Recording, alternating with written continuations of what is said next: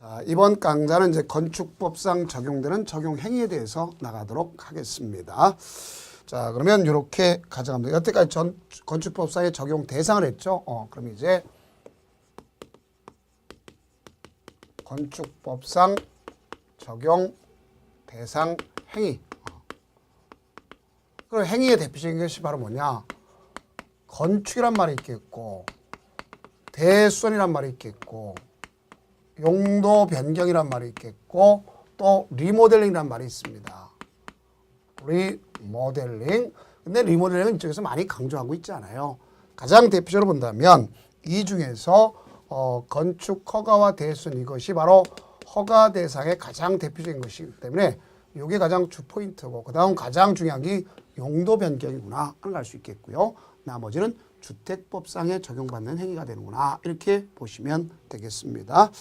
자, 그렇다면 건축법에 적용되는 행위 중에서 이제 건축이란 말이 있습니다. 자, 뭐가 있더라? 건축. 그러면 건축은 몇 가지를 건축이라느냐? 5가지를 건축이라고 한다, 이래 보시면 되겠습니다. 그러면 이 5가지 중에서 뭐가 있느냐? 신축이란 말이 있음을 알 수 있겠고요. 그 다음 증축이란 말이 있음을 알 수 있겠고, 그 다음 개축, 재축, 이전, 이런 말이 있습니다. 그래서 우리가 보게 되면 이런 뜻들이 여기에 해당 사항이 있구나 하는 것을 아시면 되겠어요. 자, 그렇다면 우리가 가장 대표적으로 건축 중에 신축이란 말이 있죠. 신축이란 말은 나 대지가 있다, 그럼 거기다가 건물을 당연히 짓게 되면 그건 당연히 신축이라는 걸 알 수 있겠죠. 자, 이게 될 수 있습니다. 그 다음 건축 여러분들 이제 새롭게 하는 거고, 그다음에 기존 건축물을 갖다가 기존의 건축물의 건부지, 건부지란 건 기존의 건축물이 있었죠. 근데 이 건물을 갖다가 전부를 갖다가 철거합니다. 전부를 철거하는 경우도 있겠고, 멸실, 인위적으로 없애는 건 철거고 자연적으로 없애는 건 멸실이죠. 걷다가 보다 더 크게 짓게 되면 신축이다, 이런 말을 쓸 수가 있는 겁니다.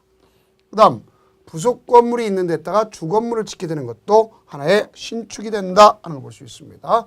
그래서 부속 건물이 있는 곳에다 종된 건물이 있던 데다가 주된 건물을 갖다 짓더라, 그래도 이것도 역시 신축이다, 이렇게 보시면 되는 것을 알 수가 있습니다. 자, 그래서 이런 경우가 신축이라는 걸 알 수 있겠고, 두 번째는 이제 증축이란 말 있죠. 증축이란 말은 어떤 경우를 갖다 우리가 정리해서 볼 수 있겠는가? 자, 증축이란 말은 전체적으로 보면 바닥 면적이 됐든 옆 면적이 됐든 분명히 늘어나면 되겠고, 그 다음 층수나 높이, 우리가 봤을 때 기본적으로 층수나 높이가 올라가면 역시 증축이라고 한다, 이렇게 볼 수 있습니다. 그런데 앞서 여기랑 어떤 차이가 있느냐? 여기는 전부 철거지만 이 중에는 일부적 개념도 있구나 하는 것을 알 수 있습니다. 그래서 차이점이 이제 이런 차이가 되는 것을 알 수가 있어요. 그 다음 우리가 기존 건축물에 대해 별도의 건축물을 다시 축조하겠다. 그러면 어떤 경우에 해당한 거냐? 기존 건축물에다가 대문이나 담장을 쌓는다. 이것도 역시 뭐에 속한다? 증축에 해당하는구나, 이렇게 보시면 되겠습니다. 그 다음 개축과 재축이란 말은 종전과 동일 범위 내에서 이루어지는 거예요. 근데 동일 범위 내에서 이루어지는데 차이점이 단지 어떤 차이가 있는가, 이걸 갖다 우리가 정리해 보면, 자, 다른 데 있는 것이 아니라 인위적으로 뜯어 고쳤느냐, 천재지변에 의한 거냐, 차이죠. 천재지변에 의했다면 재축이라고 하고, 인위적으로 뜯었으면 개축이라고 한다, 이렇게 우리가 이해하시면 되겠습니다. 그래서 그와 같이 우리가 개축과 재축 차이가 이런 차이가 있다 하는 걸 볼 수 있습니다. 그 다음 이전이란 말 했죠. 이전이란 말은 주요 구조물을 해체하지 말아야 된다 하는 것을 아셔야 되겠죠. 이전이란 말은 여기 있는데 여기 건물이 있더라. 그러면 이 주요 구조를 해체하지 아니하고 동일한 대진에 다른 곳으로 옮기는 걸 얘기하는 겁니다. 그러면 동일 대진에 다른 곳으로 옮기는 거지, 이 자체가 전부 다 옮겨가는 것은 아님을 알 수 있습니다. 그러니까 만약에 여기 이렇게 가져간다, 다른 데로 간다, 그건 신축이 되겠죠. 그래서 차이점이 이렇게 차이가 있구나 하는 걸 볼 수 있어요. 그래서 주요 구조물을 해체하지 말고 당연히 옮겨가는 걸 이전이라고 한다, 이렇게 보시면 되겠습니다. 그렇다면 거기에 이제 예상 문제가 기출 분석을 하면 되겠죠. 건축법령상 건축에 해당하는 것을 모두 그런 것은 그렇습니다. 기억, 건축물이 없던 대지에 새로이 건축물을 축조하는 것 그렇습니다. 자, 우리가 보면 건축물이 없는 대지에 건축물을 새로 건축했다. 뭐죠? 신축행위죠. 당연히 맞는 거죠. 네, 기존 5층의 건축물이 있는 대지에서 건축물의 층수를 갖다가 7층으로 늘렸다. 5층이 있는 데서 7층으로 늘렸다. 그러면 증축에 해당하는 것이겠죠. 그렇죠? 그 다음 나가서 보면은 거기 태풍으로 멸실된 건축물을 그 대지의 종전과 같은 범위 내에서 뭐가 있습니까? 가서 다시 축조했다. 그러면 재축이란 말 쓰는 거죠. 재축. 그 다음 기존 주요 구조물을 해체하지 아니하고 같은 대지 내 옆으로 옮겼다. 당연히 뭐가 될 수 있겠어요? 이것은 우리가 이전에 해당하겠죠. 그러면 여기에 있는 해당하는 건 다 그러니까 기역, 니은, 디귿, 니을 자 모두 다 건축행위에 해당한다. 이렇게 보시면 되겠습니다. 그래서 모두 다 건축행위에 해당한다. 이렇게 보시면 되겠습니다. 자, 그래서 그 내용을 정리를 해 두시기 바랍니다. 모든 게 다 된다. 이렇게 보시면 되겠어요. 그 다음 이제 대수선이란 말이 있습니다. 우리가 대수선이란 말이 있는데 여기 있는 이 대수선이라는 것은 앞서 주요 구조가 있죠. 내기바보 지주, 주요 구조 등을 그 내력벽, 기둥, 바닥, 보 이런 거라든가 외부 형태를 수선 변경하나 증설하는 것으로 대통령령이 정한 것이다. 이렇게 볼 수 있습니다. 그럼 첫째, 내력벽을 갖다 증설해체거나 그 벽 면적을 30제곱미터 이상 증설하거나 즉 증설했다. 그 규모랑 상관없어요. 수선하거나 변경은 반드시 규모가 있어야 된다는 걸 알 수 있겠고 기둥을 수선 변경했다. 그러면 그 말은 뭐가 될 수 있어요?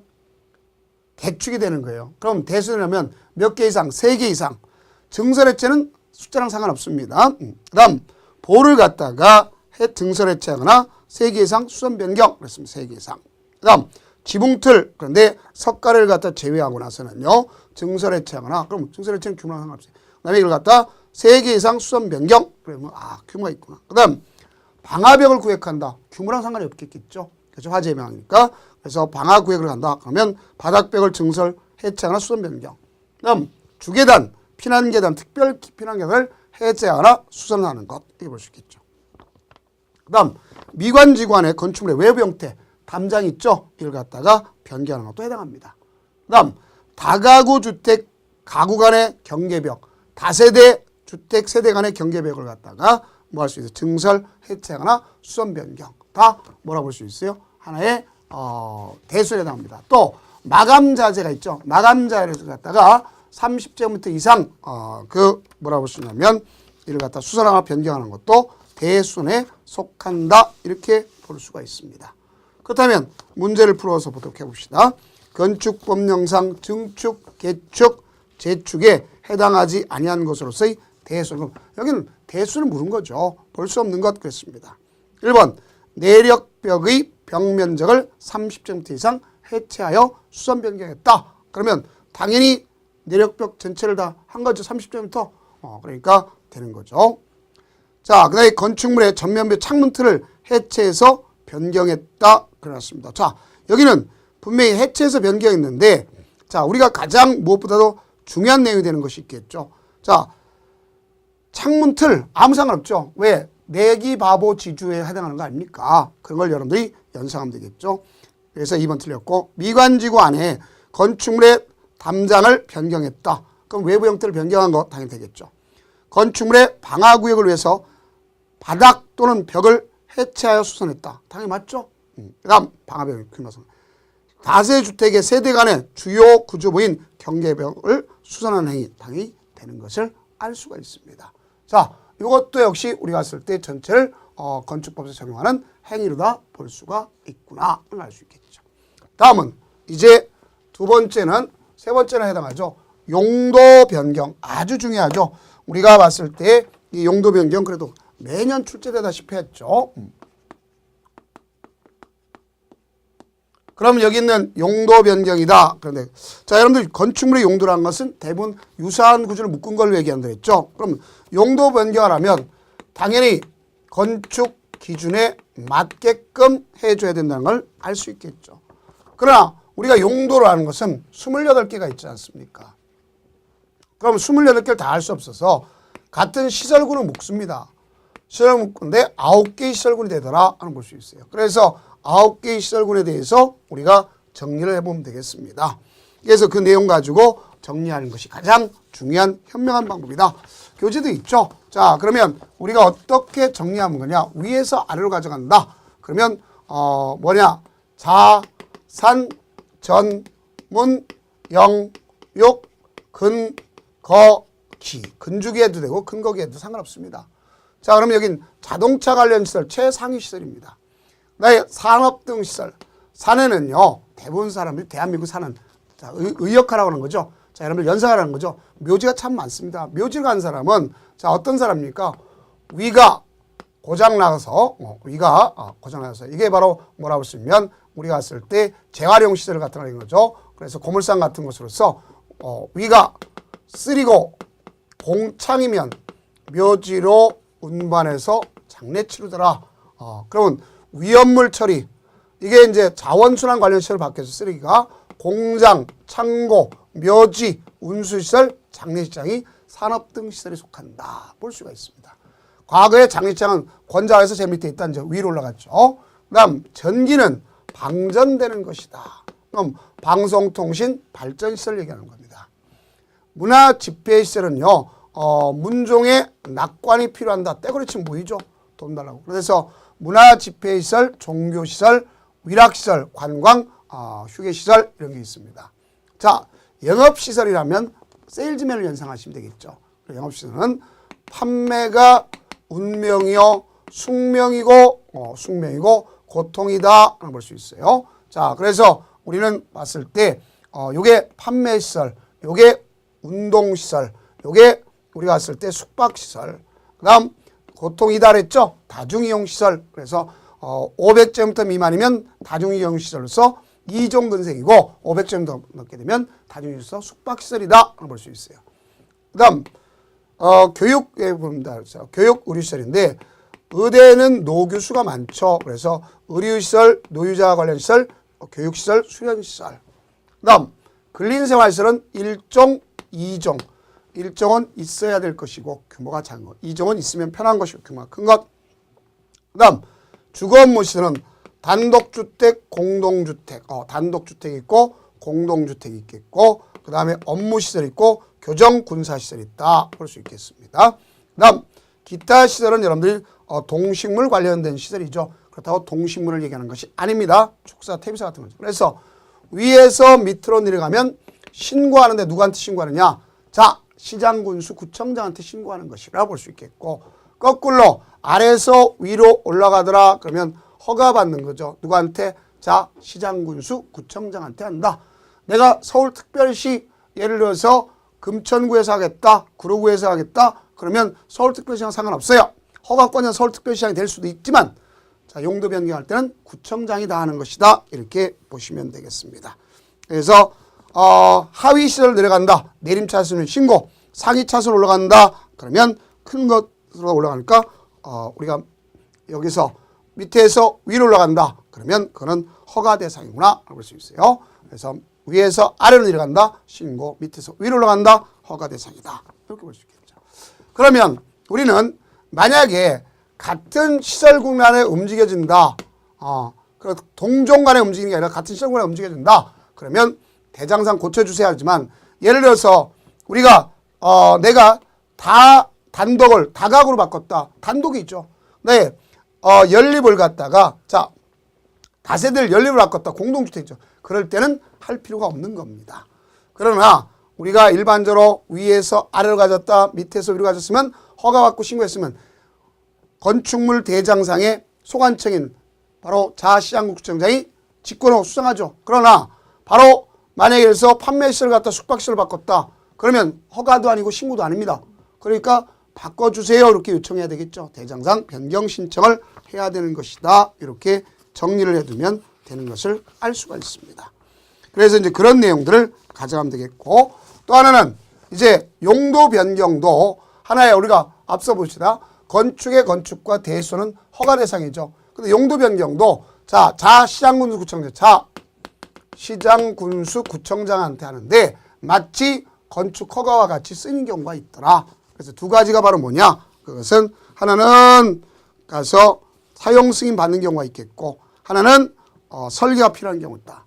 그러면 사용 승인은 어떤 경우에 해당하는 거냐? 자, 이런 경우를 한번 우리가 연상해 보시면 되겠습니다. 제가 여기 보세요. 자, 이 뜻에 대한 예를 갖다가 정리해 보면, 예를 들어서 서울특별시, 서울특별시 구로동에다가 자, 내가 건축 허가를 받습니다. 자, 건축 허가를 누구한테 받냐? 여기 구로구청장한테 받았어요. 나는 여기다가 3층짜리인데 이걸 갖다가 뭐로다 짓겠느냐? 그래서 근생, 그래서 여기다가 갈비집을 하려고 한 것이다. 갈비집은 뭐에 속하느냐면 1종, 2종 근생입니다. 일반 음점이죠. 주를 판매할 수 있는 거니까. 그런데 개업발이 참 좋았어요. 갑자기 안 되니까 갈비집을 때리치고 가서 단란주점을 차리려고 그래. 단란주점을. 그럼 용도가 어떠냐? 같다는 것이 아니라 요게 이제 얼마냐? 면적이 얼마에 따라졌죠. 만약에 갖다 1000제곱미터다. 그러면 1000제곱미터면 여기는 2종 근생 일반 음점 맞습니다. 그런데 여기 단란주점은요. 위락시설이 되는 거예요. 위락시설. 그럼 위락시설은 어디 속하냐? 여기 속하죠. 그러면 여기 보세요. 갈비집은 여기 2종 근생 있죠. 밑에 위로 올라갔죠. 그러면 가서 서울특별시장이 아니라 구로구청장한테 가서 허가받아야 된다. 용도 변경을. 그럼 용도 변경인데 1000을 바꿨잖아요. 그죠? 그러면 이거는 허가받기 때문에 설계도 필요하고 사용 승인도 받아야 돼요.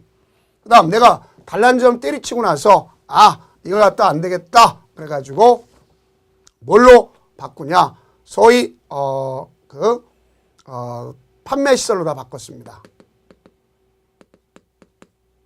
그래서 우리가 거기다가 큰 소매점으로 다 바꿨다. 그런데 판매시설이니까 1000제곱미터잖아요. 그죠? 그럼 판매시설은 어디 속하느냐? 밑으로 내려가네요. 위에서 밑으로 내려가면 가서 구청장한테 신고하는데 1000제곱미터를 바꿨잖아요. 그죠? 그래도 여기는 설계가 필요한 것이 아니고 허가되면 설계가 필요해요. 사용 승인은 받아야 된다. 이런 얘기가 되는 거나 마찬가지입니다. 그래서 이런 형태를 갖다가 우리가 용도 변경이라고 하는 것을 알 수 있습니다. 그 다음 내가 이 숙박시설이 안 돼가지고, 판매시설이 안 돼가지고 가서 뭐로 바꿨냐? 가서 이제 예를 들어서 숙박시설로 바꿨다. 그럼 같은 시설군에 움직여지죠. 그럼 허가 신고받는 게 아니에요. 그러니까 대장상 변경해 주세요. 대장상 변경 신청을 한다. 볼 수 있습니다. 그걸 여러분들이 이해하시면 되겠죠. 그렇다면 문제를 갖다 한번 풀어볼 수가 있습니다. 자, 문제를 갖다 풀어보면 건축법령상 사용 승인을 받은 건축물의 용도 변경이 신고 대상인 경우만을 모두 고른 것은 그랬습니다. 자, 판매시설을 창고시설로 했다. 판매시설 창고 위로 올라갔네요. 허가 대상인 것을 알 수가 있겠죠. 그 다음 숙박시설을 위락시설로 가져왔다. 위로 올라갔네요. 허가 대상이죠. 장례식장을 종교시설을 가져왔다. 밑으로 가져갔죠. 신고 대상. 그 다음 의료시설을 갖다가 교육시설로 가져왔다. 교육시설 하면 이쪽으로 같은 걸 가져갔네요. 허가도 아니고 신고도 아니죠. 그 다음 일종 근생을 갖다가 업무시설 밑으로 가져갔네요. 그러면 신고. 그러면 자 우리가 봤을 때 여기 있는 장례시장을 종교시설 가는 디귿과 일종 근생을 업무시설 가져가는 건 미음. 이렇게 돼서 정답 자체가 4번이구나 하는 것을 아실 수가 있겠죠. 자, 다음은 이제 건축법상의 적용 지역 하면 범위를 갖다 얘기하는 거죠.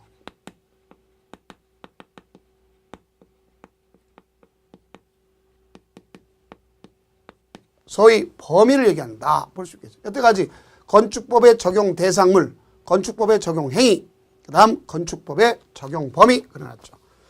자, 그럼 우리가 건축법이다 하는 것을 보면, 자, 전면 적용 지역이 있어요. 그럼 전면 적용한다는 건 왜 전면 적용할 것인가? 그곳이 뭐기 때문이냐? 잘 아셔야 되겠죠. 아, 거기가 개발하는구나 하는 것을 아시면 돼요. 그럼 개발했다 그랬는데, 자, 건축법을 갖다 전면 적용한다 그러면 개발한다 그러면 무슨 지역이냐? 도시지역이 있습니다. 그러면 도시적 외의 지역은 원칙적으로 개발이 아니지 않습니까? 그러면 거기는 뭐가 있냐? 지구 단위 계획 구역이면 전면적으로 적용받아야 될 거 아닙니까? 자, 이런 것이 있겠고요. 그럼 전면적용은 바로 이게 있습니다. 또 뭐가 있느냐? 전면적용 행정구역으로서는 동이나 읍 이런 경우 있어요. 자, 섬인 경우는 500인 이상이면 전면 적용받는다 하는 걸 볼 수 있어요. 그 다음 이거 외의 지역. 자, 전면 적용받는 외의 지역이다. 그러면 요거는 어떻게 될 거냐? 일부 적용받는구나 볼 수 있어요. 일부 적용. 그럼 일부 적용하면 반대로 배제 규정이 있구나 볼 수 있어요. 그럼 여기가 개발이라면 이쪽은 되게 보면 도시적 외의 지역 같은 거로서 되게 보존할 목적으로 하는 것을 볼 수 있겠죠. 그래서 대도는 건방대다. 대도는 건방대다. 대지 그러면 돼요. 자, 이게 뭐냐? 대지와 도로와의 관계. 자, 무슨 소리냐면 집을 지으려면 건축 행위를 하려면 적어도 대지는 도로에 4m 이상 도로에 2m 이상 접해야 된다 이런 말입니다. 이걸 적용받을 필요가 없다는 얘기죠. 그러니까 이게 도로의 지정 폐지 필요가 없다는 거죠. 그러니까 도로와 대지가 만나서 건축선 적용받지 않는다는 거죠. 또 방화지관의 건축 제한 적용받지 않는다는 얘기죠. 또 나가서 대지 분할 제한 적용받지 않는다는 것입니다. 또 우리가 어떤 경우가 이루어지냐면 그 도시군계획 시설부지, 즉 도로 예정지에다가 건축한다 그러면 도로의 지정 폐지 변경, 건축선에 대한 건축 제한 적용받지 않음을 알 수 있겠죠. 자, 이런 걸 우리가 정리를 해볼 필요가 있겠죠. 그러나 반대로 보면 대한민국 어디 가나 반드시 저는 필히 적용받을 것은 세 가지였죠.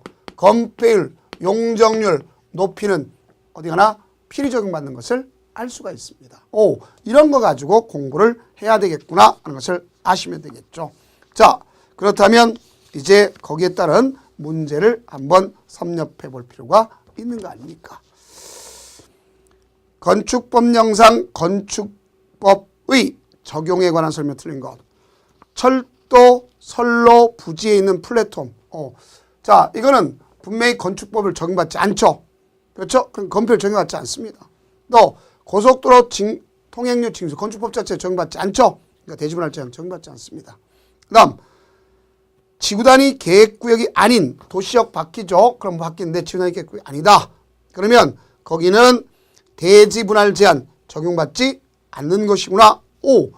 당연히 우리가 봤을 때 맞는 표현으로다가 볼 수 있는 것인데 다만 여기 보니까 뭐라 하냐. 건축법상에 보면은 지구단위 계획관리적 이랬어요. 그러면 지구단위 계획구역이 아닌 계획관리적인데 자, 여기 보세요. 뭐라 하냐.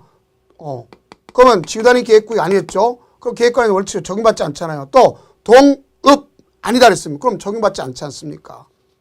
그러면 결국 우리가 왔을 때 거기 보니까 당연히 적용받지 않는 거 맞죠. 그 다음 지구단위 계획구역이 아닌 계획관리 동읍이 아니다. 섬이다. 그러면 건축선 적용받지 않죠.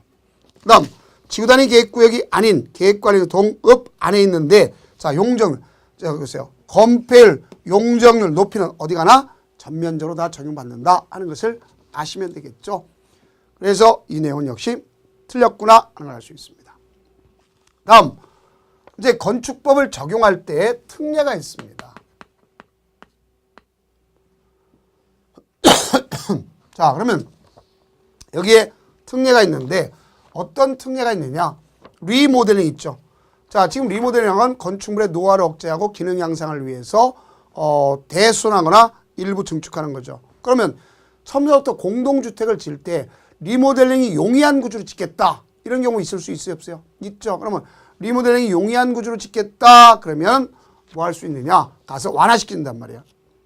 그래서 어떻게 되느냐? 1.2배 완화시켜줍니다. 뭐뭐에 대해서 용적률 높이, 일조 높이에 대해서 1.2, 100분의 120. 그러면 세대, 각 세대에 인접한 세대와 수직 또는 수평 방향으로 통합하거나 분할할 수 있는 경우. 또 구조체의 건축 설비, 내부 마감재, 외부 마감재를 분리할 수 있는 것이라든가. 또 개별 세대 안에 구획된 실의 크기, 개수, 위치 등을 변경할 것, 이런 게 있습니다. 자, 그 다음에 이제 건축법이 있기 때문에 타법 적용이 배제되는 경우도 있다 하는 것을 알 수 있습니다. 그러면 우리가 이와 같이 타법 적용이 배제되는 것 같은 경우는 어떤 경우가 있느냐? 민법 244조 1항 상린관계 터파기죠. 또 두 번째, 건축물에 딸린 개인 하수 처리 시설에서 하다 보면 설계하고 하수법에 의한 이런 뭐가 있어요? 정하조 이런 거 아닙니까? 그걸 갖다 적용받지 않는다, 이렇게 볼 수 있습니다. 다음, 건축위원회가 있죠. 자, 이 밑에 건축위원회 밑에 이제 전문위원회가 있는 겁니다. 그러면 전문위원회가 있는데, 자, 첫째, 건축분쟁 전문위원회가 있습니다.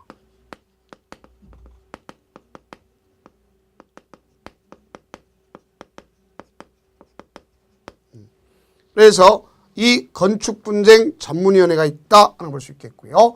그다음에 두 번째는 일반 대표적으로 보면 이제 건축민원 전문위원회가 있다, 이렇게 볼 수 있습니다.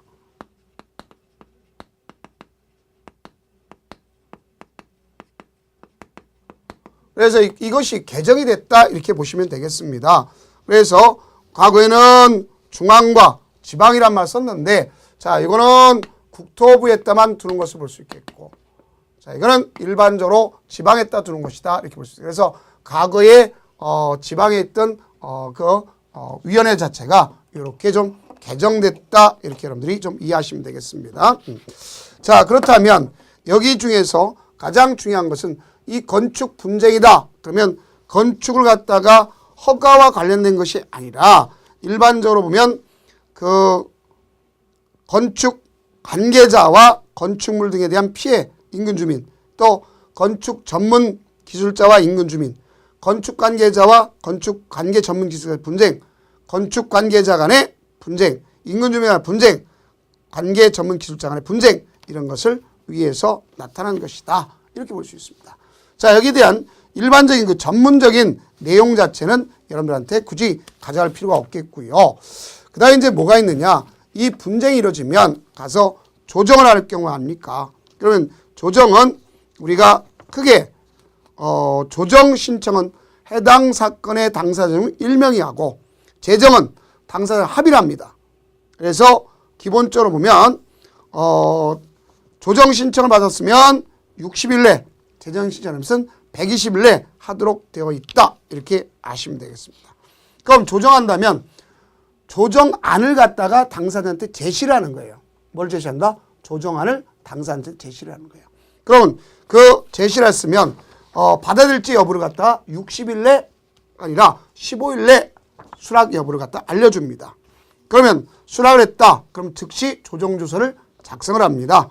나의 그걸 기명날이 나도록 되어 있겠고, 그러면 조정조서에 기명날이 냈다. 그러면 당사자 간에 합의가 성립된 거로 본다, 이렇게 볼 수가 있습니다. 그 다음 이제 비용 부담 문제가 생기죠. 그러면 그런 경우는 결국 우리가 봤을 때 어떤 경우로 다 가져갈 수 있겠는가 하는 거 보면 대부분 어떤 의미로 볼 수 있어요? 당사자 간에 합의로 결정하는데 안 되면 안문하면 되겠죠. 자, 그래서 비율을 정하는 것을 볼 수가 있다. 네, 건축 민원 전문위원회가 있다 그랬죠. 자, 이거는 앞서 얘기했던 것처럼 어디다 둔다 그랬어요? 우리가 허가권자가 시장군수구청, 시장군수구청장인 경우에 가서 질문 민원하는 거죠. 그래서 시도가 설치했으면 광역지방건축이란 말을 쓰게 되고, 그 다음 시장군수구청을 설치했으면 기초지방건축민원전문위라고 할 수 있습니다. 그럼 여기서 할 수 있는 내용은 건축법령의 운영 집행에 관한 민원, 그 다음 두 번째는 건축물의 건축 등과 복합된 사항으로서 운영 집행하는 것, 이런 거죠. 그래서 민원을 갖다가 접수하는 걸 볼 수 있습니다. 알겠죠? 그러면 심사기간은 대개 신청서의 민원 질의를 갖다 받았다. 15일 이내 심의 절차를 거쳐야 되겠고 단 15일을 연장할 수가 있다. 이렇게 볼 수 있습니다. 그러면 우리는 가서 관계서를 조사하게끔 하면서 또는 출석하도록 하게 하는 거예요. 그래서 심의 기간 내에 심의 결정서를 작성하도록 되어 있다. 볼 수 있겠죠. 그러면 의견을 제시할 수 있어요. 건축민원 전문위원회는 질의 민원에 관한 관계법령. 자, 그것도 밑주시면 되겠죠. 관계행정기관의 유권해석, 유사 판례, 현장 그 여건 등의 충분한 검토 심의한다 하는 것을 아시면 되겠습니다. 그래서 허가권자한테 뭘 한다 보시면 통지해주는 것을 알 수 있겠고, 그러면 바로 허가권자는 이걸 갖다 존중하고 통지받은 날부터 11일 내에 가서 처리하고 건축민원 전문위에다 통보를 하는 것을 알 수가 있습니다. 자, 이런 경우를 우리가 뭐라고 할 것이냐, 결론적으로 봤을 때 건축 민원 전문위원회다 이렇게 보실 수가 있어요. 자, 그렇다면 이렇게 해서 중간에 또다시 이어나가는 것보다 요까지를 파트를 정해서 끊고 건축물의 건축 절차는 따로 나가도록 하겠습니다. 그렇게 진행하는 게 운영의 묘가 있다 이렇게 볼 수가 있습니다. 그러면 다음 강좌는 건축물의 건축에 대해서 나가도록 하겠습니다. 고생 많으셨습니다.